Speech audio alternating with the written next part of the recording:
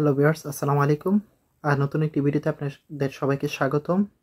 তো আজকে আমার ভিডিওটা হচ্ছে কি প্রিক্যাস ইন্টারভিউ অথবা ইউকেভিএ ইন্টারভিউ। তো ইউকেতে আসার জন্য আপনাকে অবশ্যই আপনি যখন অনার্স অথবা মাস্টার্সের জন্য আসবেন বা মাস্টার্স রিসার্চের জন্য আসবেন, আপনাকে প্রিক্যাস ইন্টারভিউ দিতে হবে। এবং কারো কারো ক্ষেত্রে দেখা যাচ্ছে কি ইউকেভি ইন্টারভিউ দেওয়া লাগে। তো মোটামুটি প্রিক্যাস ইন্টারভিউ এবং ইউকেভিএ ইন্টারভিউ সেম। প্রিক্যাসের ক্ষেত্রে একটু ফ্লেক্সিবিলিটি থাকে, কারণ এটা ইউনিভার্সিটি থেকে নেওয়া হয়। আর ইউকেভি ইন্টারভিউটা হচ্ছে কি আপনার এম্বাসি থেকে নেওয়া হয়, তো ওইখানে কোনো ফ্লেক্সিবিলিটি থাকে না। আপনার কোশ্চেনে কোনো ঝামেলা হবে, আপনার ভিসা রিজেক্ট হয়ে যাবে। এটা হচ্ছে মূল পার্থক্যটা, এছাড়া কোনো পার্থক্য নয়। কোশ্চেনের ধরন মোটামুটি সেম থাকে, 90% সেম থাকে।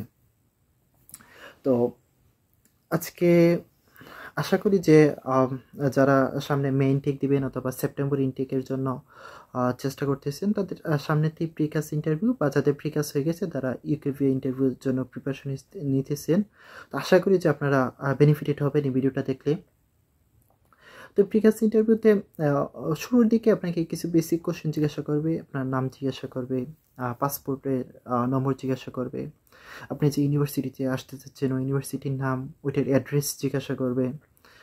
তারপর হচ্ছে আপনি যেই কোর্সে আসতে চাচ্ছেন ওই কোর্সটার নাম জিজ্ঞাসা করবে। এগুলো হচ্ছে কি বেসিক কিছু কোশ্চেন। তারপর আপনার কোর্সটা কখন স্টার্ট হবে, কখন এন্ড হবে, আপনার টিউশন ফিটা কত ছিল, আপনি কোনো স্কলারশিপ পাইছেন কিনা। তো এরকম কিছু কোশ্চেন আপনাকে শুরুর দিকে করে থাকবে। এগুলো হচ্ছে কি জাস্ট আপনাকে একটু ইন্টারভিউর জন্য প্রিপেয়ার করে নিল ওরা, এগুলো জিজ্ঞাসা করে। অবশ্য এইগুলো ক্লিয়ারিটি কিন্তু দিতে হবে যে আপনি এখানে প্যাচ লাগিয়ে ফেলেন, তাহলে তো আর হলো না। ঠিক আছে, তারপর কিছু কমন কিছু কোশ্চেন থাকে। কোশ্চেনগুলো সবাইকে 100% করে, এগুলো ছাড়া ইন্টারভিউ হয়ই না। এগুলো আপনাকে জিজ্ঞাসা করবে, মাস্ট জিজ্ঞাসা করবে। কিন্তু এই কোশ্চেনগুলো আপনাকে কি করতে হবে, গুছাইয়া সুন্দর করে বলতে হবে। এটার উপরে আপনার কাজ লেটারটা ডিপেন্ড করবে অথবা আপনার ভিসাটা ডিপেন্ড করবে। তো আমি এই কমন কোশ্চেনগুলোর উপর একটু ফোকাস করবো, আপনারা একটু মনোযোগ দিবেন বা একটু করবেন, নোট করবেন। ফার্স্ট যে কোশ্চেনটা হয়, মানে আপনাকে 100% করবে, এটা হচ্ছে কি why do you want to study in the UK.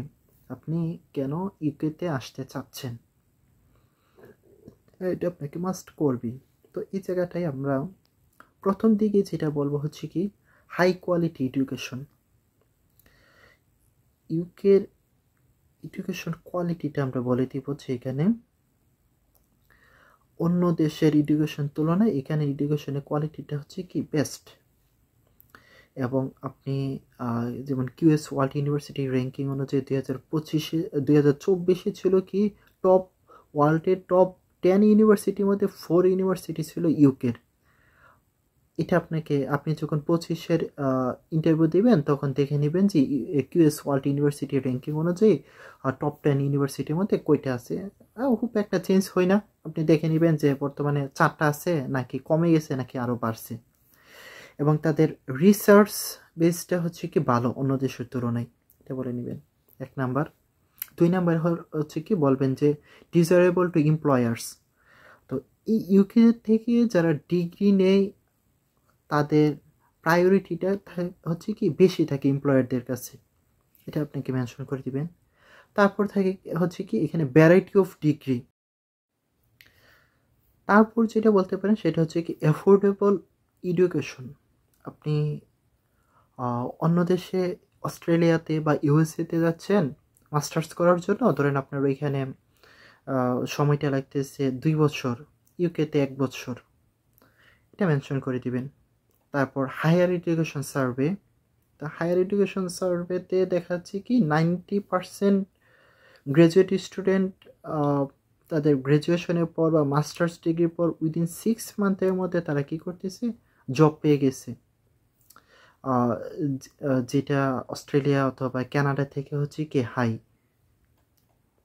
তারপর এখানে হচ্ছে কি হাই স্ট্যান্ডার্ড অফ টিচিং, তাদের টিচিংয়ের ইয়েটা হচ্ছে কি হাই স্ট্যান্ডার্ড, এটা বলবেন। তারপর একটা জিনিস অবশ্যই বলবেন, কালচারাল ডাইভার্সিটি। এই ইউকেতে প্রায় 2 লাখের মতো ইন্টারন্যাশনাল স্টুডেন্ট পড়াশোনা করতেছে এবং তারা বিভিন্ন জাতির আফ্রিকান, এশিয়ান, বিভিন্ন দেশের, ইউরোপের অথবা অন্যান্য থেকে আসতেছে, ক্যারিবিয়ান থেকে আসতেছে। তো এই জিনিসটা বলবেন যে এখানে কালচারাল ডাইভার্সিটি একটা ব্যাপার আছে। ওভার 300 ল্যাঙ্গুয়েজ এখানে ইউজ হয়। তো এর মাধ্যমে আপনি কী করবেন, আপনার কমিউনিকেশন স্কিলটা বাড়াতে পারবেন, বিভিন্ন কালচার সম্পর্কে আপনি জানতে পারবেন, যেটা আপনার জব মার্কেটে আপনাকে অন্যদের থেকে একটু ডিফারেন্ট করে রাখবে, যে আপনি অন্যদের থেকে একটু আলাদা, ওদের কালচার সম্পর্কে জানেন, অনেক কিছু সম্পর্কে জানেন। তারপর হচ্ছে কি এখানে আরও কিছু কথা বলতে পারেন, যেমন ইউকেতে ব্রিটিশ লাইব্রেরি আছে। তো এখানে প্রায় 170 মিলিয়ন আইটেমস আছে। তো এখান থেকে আপনি অনেক কিছু গেইন করতে পারবেন। লাইব্রেরিতে আপনি গিয়ে আপনি যে কোনো কিছু এখান থেকে জানতে পারবেন। তারপর তাদের হেলথ কেয়ারের কথা বলতে পারেন। ইউকের হেলথ কেয়ার অন্য দেশের তুলনায় অনেক ভালো। এ হচ্ছে কি একটা কমন একটা কোশ্চেন। তারপর আপনাকে জিজ্ঞাসা করবে যে আপনার যে কোর্সটাতে আসতে চাচ্ছেন, এই কোর্সে কেন আসতে চাচ্ছেন। ধরেন আমি ইন্টারন্যাশনাল বিজনেসে আসছি, তো এখানে জিজ্ঞাসা করছি যে আমি কেন ইন্টারন্যাশনাল বিজনেসে আসছি। হ্যাঁ, তো এটা আপনাকে খুব ভালোভাবে বলতে হবে যে আমি এই কারণে আমি এই কোর্সটাতে পড়তে আসছি। আমাদের ক্ষেত্রে হয় কি যে আমরা ধরেন দেশে আমি সোশ্যোলজিতে পড়াশোনা করছি, পলিটিক্যাল সায়েন্সে পড়াশোনা করছি, ফিজিক্সে পড়াশোনা করছি, ম্যাথমেটিক্সে পড়াশোনা করছি, বা অন্য যে কোনো একটা সাবজেক্টে পড়াশোনা করছি। ইউকেতে আমি আসতেছি হচ্ছে কি বিজনেস রিলেটেড একটা সাবজেক্টে আসতেছি। তো আমাদের কিন্তু একটা কমন একটা কোশ্চেন থাকে যে আমি তো এই সাবজেক্টে পড়াশোনা করেছি, যে ওইখানে আমি ওই সাবজেক্টটাতে পড়তে পারবো কি না। আপনি অবশ্যই পড়তে পারবেন যদি আপনি রিজন দেখাতে পারেন, বলতে পারেন যে হ্যাঁ আমি এই কারণে আসতে চাচ্ছি। তো আপনাকে যখন কোশ্চেনটা করবে যে আপনি কেন এই সাবজেক্টে পড়তে আসছেন, তো আপনি বলবেন, যেমন আমার ক্ষেত্রে হয়েছে কি আমি বলছি যে হ্যাঁ ম্যাথমেটিক্সে পড়াশোনা করছি, করার পর আমি ধরেন আমাদের আইএলটিএস করতে রেজাল্ট আসতে মোটামুটি একটা কিন্তু 6 মাস বা 1 বছর সময় লেগে যায়। তো ওরা তো আর জানে না যে আমাদের দেশে এত ঝামেলা বা এই সেই রেজাল্ট আসতে সময় লাগে এসে। তো আপনি বলবেন কি আমি আমার গ্র্যাজুয়েশনের পর আমি কি করছি, এতদিন আমি জব করছি, কিন্তু জব করে আমি দেখলাম হচ্ছে কি, ধরেন আমি যেটা বলছি যে সেটা আমি সেলস এক্সিকিউটিভ হিসেবে জব করছি। তো জব করার পর আমি খুব একটা ভালো করতে পারি নাই, পারফরমেন্স ভালো ছিল না, কারণ আমার বিজনেস সম্পর্কে আমার ডেপথ নলেজ ছিল না, বা আমার কোনো প্রমোশনেরও কোনো আমি একটা দেখতে পেলাম না, ফিউচার আমার মানে সোজা থেকে আমি কোনো একটা ফিউচার দেখতে পেলাম না। তো আমি চিন্তা করলাম যে যদি আমি বিজনেস রিলেটেড একটা সাবজেক্টে যদি একটা ডিগ্রি নিয়ে আসি, মাস্টার্স ডিগ্রি নিয়ে, তাহলে আমি ভালো একটা পজিশনে যেতে পারবো, আমার প্রমোশন হবে, আমি বিজনেস অপারেশন ম্যানেজার বা অন্য কিছু একটা পোস্টে চলে যেতে পারবো। তো যার কারণে আমি কি করতে চাচ্ছি যে এই ডিগ্রিটা নিতে চাচ্ছি। তো আপনি একদম স্পেসিফিক কিছু রিজন দেখাতে হবে যে এই কারণে আপনি এই কোর্সটা করতে চাচ্ছেন। এটা হচ্ছে যে সেকে যে ওখানে আপনি সাবজেক্ট চেঞ্জ করতেছেন, বা আপনি যে সাবজেক্টে আসতে চাচ্ছেন, বা আপনি সেম সাবজেক্টে আছেন। বলবেন যে আমি তো আমার দেশেতে পড়ছি, আমার দেশে পড়াশোনাটা হচ্ছে কি মেমোরাইজিং বা থিওরিক্যাল, ওইখানে খুব একটা আমার উপকার হয় নাই। ইউকে ডিগ্রি খুব ভালো, ওদের অ্যাসেসমেন্ট সিস্টেমটা হচ্ছে কি প্রেজেন্টেশন, অ্যাসাইনমেন্ট। তো ওইখানে আমি যদি ডিগ্রিটা নিই, দেখাচ্ছি কি আমি অনেক কিছু জানতে পারবো, শিখতে পারবো, প্র্যাকটিক্যাল অনেক কিছু আমি জানতে পারবো, যেটা আমার পরবর্তীতে আমার কাজে লাগবে। তো এই জিনিসগুলো আপনি কি করবেন, মেনশন করে দিবেন। তারপর আরেকটা কমন কোশ্চেন হচ্ছে কি আপনি এই ইউনিভার্সিটি কেন এই ইউনিভার্সিটিতে কেন আসছেন। কোশ্চেনটা এরকম হতে পারে, why you choose this university, অথবা did you consider any other university. যে তো এখানে হলে কি আপনি অন্য কোনো ইউনিভার্সিটি কনসিডার করছেন কিনা, বা কেন আপনি এই ইউনিভার্সিটি কেন সিলেক্ট করছেন। তো ইউনিভার্সিটি কেন সিলেক্ট করছেন, ফার্স্টে আপনি যেটা বলবেন হচ্ছে কি এই ইউনিভার্সিটির র্যাঙ্কিং বলবেন, যে হে এই ইউনিভার্সিটির র্যাঙ্ক হচ্ছে কি এত। তারপর প্রিভিয়াসে এটা এই জিনিসগুলো গেইন করছে, যার কারণে আমি এটা চুজ করছি। তারপর ইউনিভার্সিটি কিছু ফেসিলিটিসের কথা বলবেন, যে ইউনিভার্সিটিতে এই ফেসিলিটিস আছে যা অন্য ইউনিভার্সিটিতে গেলে আমি নাও পেতে পারতাম বা পাবো না, যার কারণে আমি এখানে আসছি। তারপর হচ্ছে কি আপনি এখানে আরও কিছু জিনিস অ্যাড করতে পারেন। ধরেন এই ইউনিভার্সিটিতে আপনাকে এই মডিউলগুলো পড়ানো হবে। আপনি ধরেন আমি যেমন ইন্টারন্যাশনাল বিজনেস আসছি, ইন্টারন্যাশনাল বিজনেস কিন্তু অন্য ইউনিভার্সিটিতে আছে, কিন্তু আমাদের দেশে ধরেন আপনি ফিজিক্স নিয়ে অনার্স করতেছেন, ফিজিক্সে আপনার যেই মডিউলগুলো পড়ানো হবে সারা বাংলাদেশে সেমই পড়ানো হয়। পাবলিক ইউনিভার্সিটিতে ডিফারেন্ট আছে, ন্যাশনাল ইউনিভার্সিটিতে ডিফারেন্ট আছে না? আছে। তো এই জিনিসটাই কিন্তু ন্যাশনাল ইউনিভার্সিটি সব কিন্তু সেম পড়ানো হইতেছে। তো আপনি এটি বলবেন যে আমি এই ইউনিভার্সিটিতে এই সাবজেক্টের মধ্যে এই মডিউলগুলো পড়বো, ওই ইউনিভার্সিটিতে ওই মডিউলগুলো পড়ানো হবে। তো আমার কাছে মনে হয়েছে ওই মডিউলগুলো থেকে এই মডিউলগুলো আমার ফিউচারের ক্ষেত্রে অনেক উপকার হবে, বা এই মডিউলগুলো হচ্ছে কি সবচেয়ে আধুনিক মডিউল, আপনি দেখে নেবেন আধুনিক কিনা, আন্দাজে বললে হবে না। তো যার কারণে আমি এখানে আসছি, ওইখানে যাই নাই। তো এই জিনিসগুলো বলবেন। তো আপনাকে আবার বলবেন যে ইউকেতে অন্য কোনো ইউনিভার্সিটি আপনি কনসিডার করছেন কিনা। তো ওইখানেও আপনি অবশ্যই ইউকেতে যে কোনো 2টা ইউনিভার্সিটি সিলেক্ট করে রাখবেন। আপনি যে ইউনিভার্সিটিতে আসতেছেন এটা পাশাপাশি অন্য 2টা ইউনিভার্সিটি সিলেক্ট করবেন। ওইটার ক্ষেত্রে অবশ্যই মাথায় রাখবেন আপনি যে ইউনিভার্সিটিতে আসতে চাচ্ছেন ওই ইউনিভার্সিটির পরে যেন আদার্স ইউনিভার্সিটির র্যাঙ্কিংটা হয়। ধরেন আপনি যেটাতে আসবেন এটা ইউনিভার্সিটির র্যাঙ্কিং যদি 500 হয়, আদার্স ইউনিভার্সিটির র্যাঙ্কিং যাতে 600 বা 700 হয় ওই রকমই রাখবেন। এবং র্যাঙ্কিংটা QS world university ranking, Times higher education, Guardian, সবগুলার র্যাঙ্কিং বলবেন। শুধু জাস্ট আপনি কিউএস ওয়ার্ল্ডের বললেন, টাইমস হায়ারের বললেন না, গার্ডিয়ানের র্যাঙ্কিং বললেন না, অন্যগুলো বললেন, এরকম যাতে না হয়। আপনি কয়েকটার বলবেন, র্যাঙ্কিং বলবেন এবং আপডেট র্যাঙ্কিং বলার চেষ্টা করবেন। হ্যাঁ, তারপর হচ্ছে কি যে আপনি আপনার দেশে কেন এই কোর্সটা করেন না, এখানে কেন আসতেছেন? অবশ্যই আমি একটু আগে ওইটা বলছি যে হ্যাঁ আমার দেশে এই ফেসিলিটিসগুলো নাই, আমি এখান থেকে যদি এই কোর্সটা নিই এটা অনেক ডিজারেবল হবে, আমার বাংলাদেশ থেকে নিলে এটা ডিজারেবল হতো না, যার কারণে আমি কী করছি আমার বাংলাদেশে করে নিয়ে আমি এখানে এটা সিলেক্ট করছি। তারপর আপনাকে বলতে পারি যে আপনি অন্য কোনো দেশ যাওয়ার ক্ষেত্রে মানে আপনার এই কোর্স নেওয়ার ক্ষেত্রে সিলেক্ট করছেন কিনা। আপনি তখন 2টা দেশের নাম বলবেন। অবশ্যই ইউকের সমপরিমাণ কিছু দেশ বলবেন, যেমন অস্ট্রেলিয়া আছে, ইউএসএ আছে, কানাডা আছে, ওইগুলোর কথা বলবেন যে হ্যাঁ আমি অস্ট্রেলিয়াকে কনসিডার করছি, ইউএসএকে কনসিডার করছি, কানাডাকে কনসিডার করছি। কেন করছেন অবশ্যই কোশ্চেন করবে আপনাকে। তখন বলবেন যেমন নর্মালি হচ্ছে কি অস্ট্রেলিয়া ইউএসএতে মাস্টার্স ডিগ্রি হচ্ছে 2 ইয়ার্স, ইউকেতে হচ্ছে 1 ইয়ার্স, এটা একটা ব্যাপার। দ্বিতীয় হচ্ছে কি আপনি ওইখানে দেখা যাচ্ছে টিউশন ফিটা বেশি, ইউকেতে টিউশন ফিটা কম, এটা একটা বলবেন। তারপর আপনি ওই অস্ট্রেলিয়াতে বা ওই ইউএসএতে 2টা ইউনিভার্সিটি সিলেক্ট করবেন যাদের র্যাঙ্কিংটা ইউকের ইউনিভার্সিটির থেকে একটু পরের দিকে থাকবে। বলবেন ওইখানে ওই ইউনিভার্সিটি সিলেক্ট করছি ওইটার র্যাঙ্কিংটা এত, এখানে এটার র্যাঙ্কিং এত, এর কারণে আমি ওইটা বাদ দিয়েছি, এটাকে ধরছি, ঠিক আছে। এবং ওইখানে ওই ইউনিভার্সিটিতে ওই সাবজেক্টে আমি পড়াশোনা করতাম এবং ওই সাবজেক্টে ওই জিনিসগুলো শিখতাম। আমার কাছে মনে হয়েছে ওইখানে ওই জিনিসগুলো শেখার থেকে ইউকেতে এই জিনিসগুলো শেখা আমার জন্য এফেক্টিভ হবে, আমার ফিউচারে জিনিসগুলো আমার কাজে লাগবে।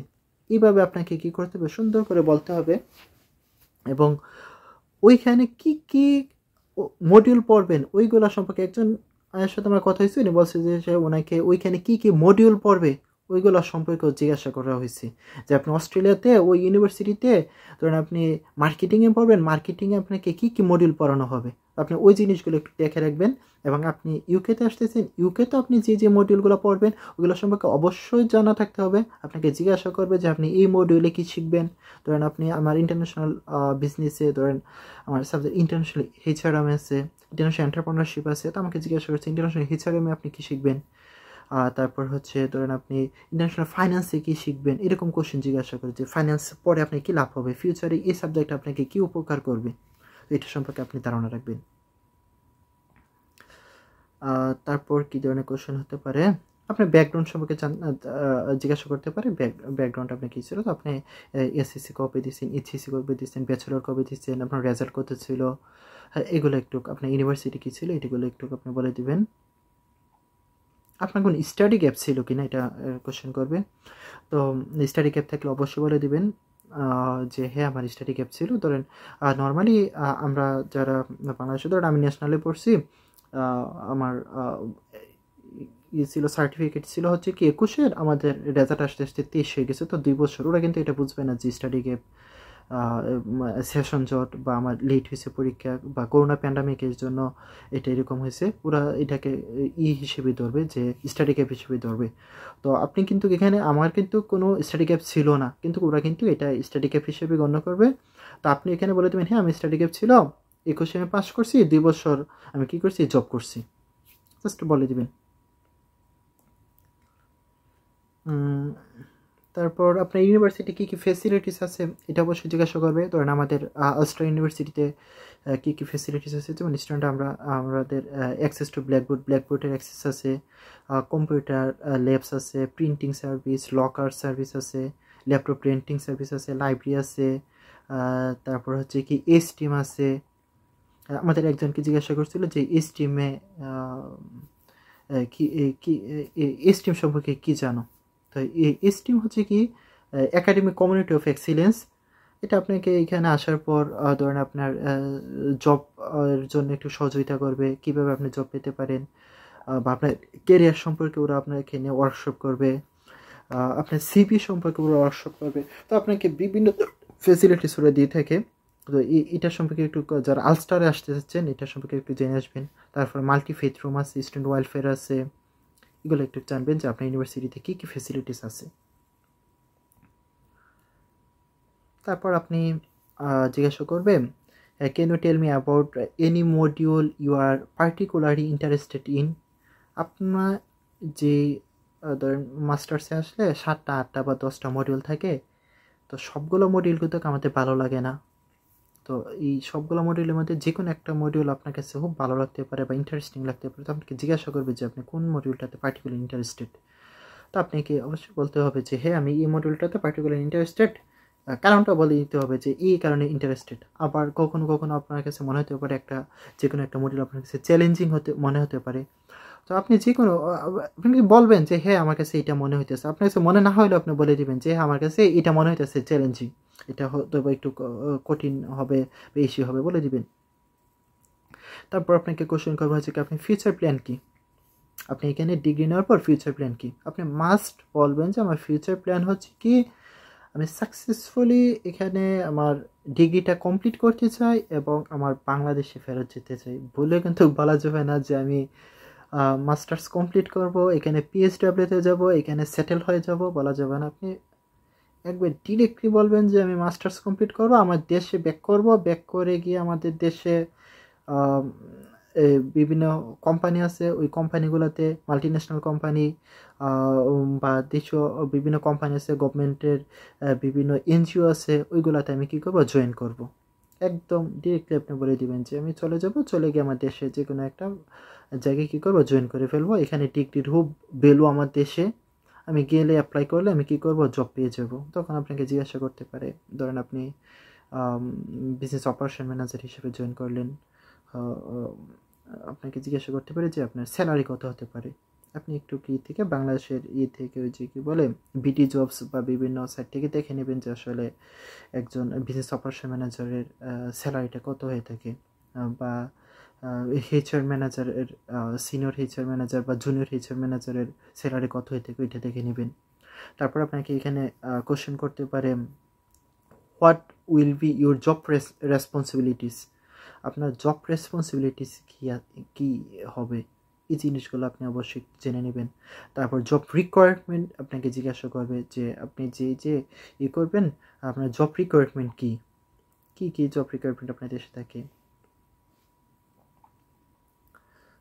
তারপর কি হতে পারে কোশ্চেন, হ্যাঁ আপনি যে সিটিতে আসবেন, ধরেন ইউকেতে আপনি লন্ডন আসলেন বা ম্যানচেস্টার আসলেন, বা হচ্ছে কি আপনি ধরেন ইয়েতে গেলেন, কি যে বলে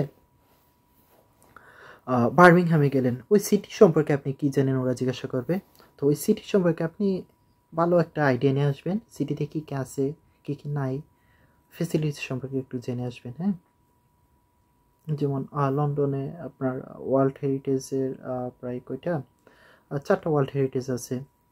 তারপরে এখানে অনেক ধরেন আপনি ব্রিটিশ লাইব্রেরি আছে, ব্রিটিশ মিউজিয়াম আছে, আর অনেক কিছু আছে। তো ওই জিনিসগুলো একটু জানলেন, একটু গুগল করবেন, চ্যাট জিপিটি একটু সহযোগিতা নেবেন, দেখবেন এই জিনিসগুলো পেয়ে যাবেন।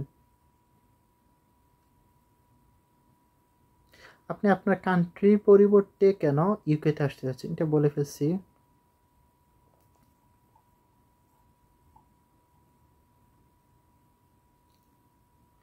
আপনার ফাইন্যান্সিয়াল স্পন্সরকে এখানে একটা কোশ্চেন করবে যে আপনার ফাইন্যান্সিয়াল স্পন্সরকে। অবশ্যই আপনি বলবেন যে আপনার বাবা থাকলে বাবার কথা বলবেন, অথবা কি মার কথা বলবেন। তো বাবা কি করে বা মা কি করে জিজ্ঞাসা করবে, একটা বলে দিবেন যে করে হের মান্থলি ইনকাম কত, মান্থলি ইনকাম বলবেন যে হে এত এত করে। অবশ্যই আপনি মান্থলি ইনকামটা 4-5 লাখ টাকা বলবেন। ইয়ারলি আপনি ধরেন 5 লাখ হইলে কত, 5-12 60 লাখ এরকম বলবেন। কারণ ও কিন্তু আপনার পড়াশোনা খরচ চালাবে। তো আপনি ইউকেতে আসলে আপনার দেখা যাবে মাসে এমনিতে বেসিক্যালি আপনার ধরেন 1 লাখ বা 1,20,000 টাকা খরচ হবে। তো আপনি যখন ইন্টারভিউতে বলবেন তখন তো আপনি তো আর ওই যে এখানে এসে গরিবের মতো থাকবেন না, একটু ভালোভাবে থাকবেন বা স্টুডেন্ট অ্যাকোমোডেশনে থাকবেন। তখন দেখা যাচ্ছে আপনার খরচ 2-3 লাখ টাকা হয়ে যেতে পারে। তো আপনার বাবার বেতনে যদি হয় 2 লাখ টাকা, তাহলে আপনাকে খরচ দেবে কী করে? তো ওইভাবে কথাটা বলতে হবে যে আপনার বাবার মাসিক বেতন ধরেন 5-6 লাখ টাকা। আপনার বাবা একটা বিজনেস করতেছে, কারণ বিজনেস ছাড়া কিন্তু বাংলাদেশে কোনো জবে কিন্তু 5-6 লাখ টাকা পায় না। তো অবশ্যই বলবেন যে আপনার বাবা বিজনেস করে, তো হচ্ছে কি আপনাকে ওই বিজনেস থেকে টাকা দিবে, ওনার মান্থলি ইনকাম হচ্ছে এত টাকা, ওইটা বলবেন। আপনাকে যে কী করতে হবে, ব্যাঙ্ক ব্যালেন্স দেখাতে হয়। এটা হচ্ছে কি আপনার ব্যাঙ্ক সলভেন্সি সার্টিফিকেট এবং ব্যাঙ্কের স্টেটমেন্ট আগে থেকে নিয়ে রাখবেন। যখন ইন্টারভিউ হবে, ইন্টারভিউর আগে আপনার নর্মালি কাজ ইন্টারভিউর আগে আপনার লাগে না, স্টেটমেন্ট লাগে না। আপনাকে জিজ্ঞাসা করলে আপনি বলবেন হ্যাঁ আমি এইগুলো করে রাখছি, রেডি হয়ে আছে। কিন্তু আপনি ইউকেবি ইন্টারভিউর আগে অবশ্যই 28 দিন ম্যাচুরিটি লাগবে, এটা করে নেবেন।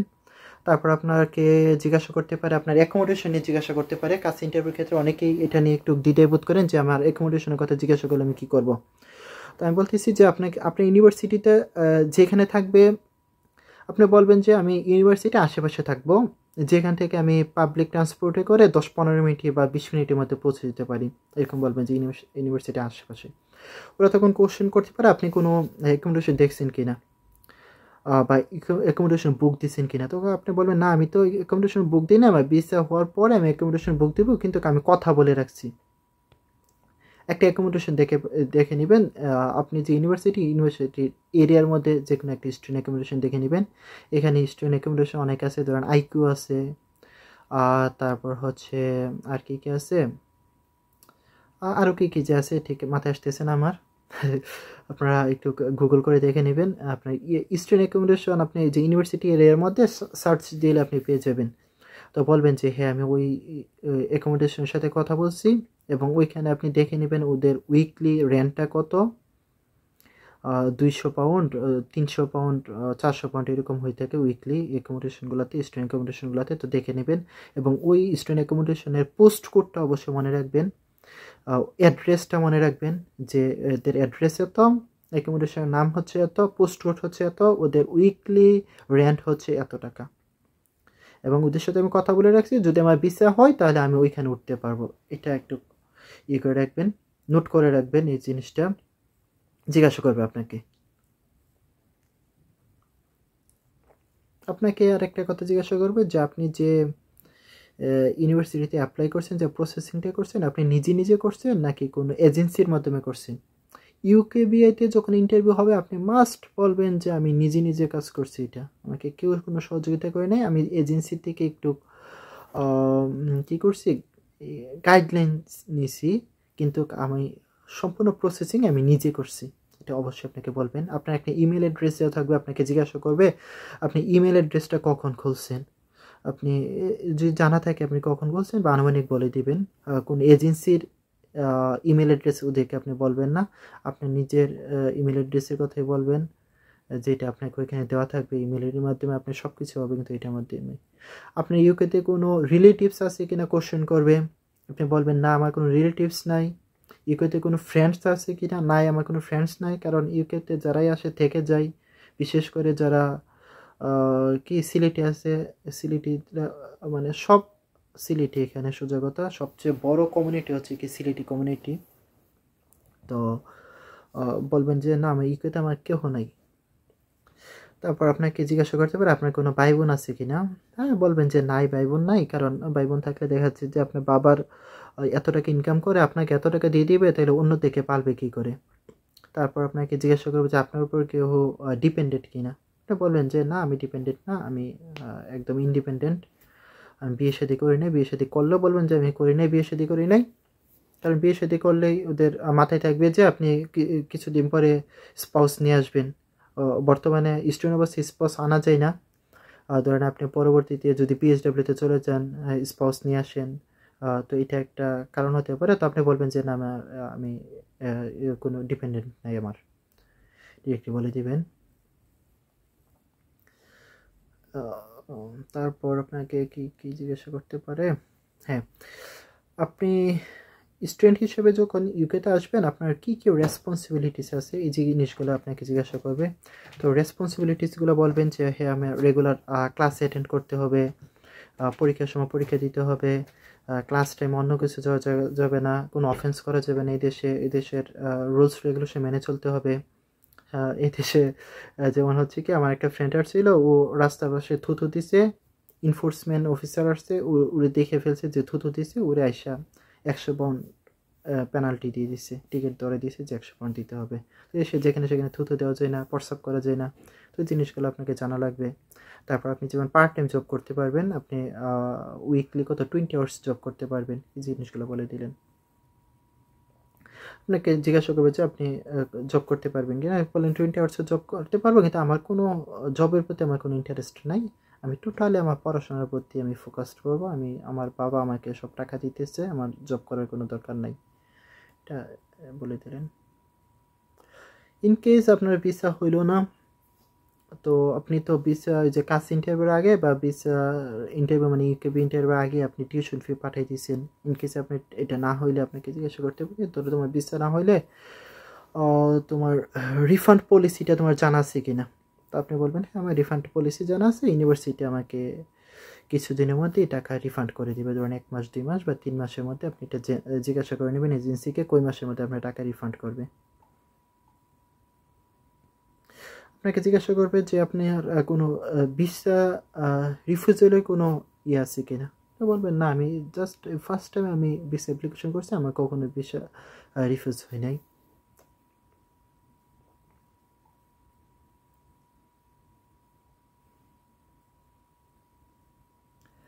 হ্যাঁ, আরেকটা কোশ্চেন হবে কি, could you please break down your expenses. আপনি এখানে এসে কোন জায়গায় কত টাকা খরচ হবে ওইটার একটা জানতে চাইতে পারে ওরা। তো আপনি বলবেন ধরেন অ্যারাউন্ড এই দেশে এখন পর্যন্ত আপনি যে লন্ডনের ভিতরে থাকেন আপনার হচ্ছে কত 1334 পাউন্ড পার মান্থ, এবং ইয়ারলি হচ্ছে কত একটু গুণ করে নেবেন 12 দিয়ে কত টাকা খরচ হয়। এবং খুব সম্ভবত এই এপ্রিলের পর থেকে 2025-এর আরও 1000 পাউন্ড এটার সাথে অ্যাড হতে পারে, অর্থাৎ 1434 পাউন্ড হয়ে যেতে পারে একজন স্টুডেন্টের মান্থলি লিভিং কস্টটা।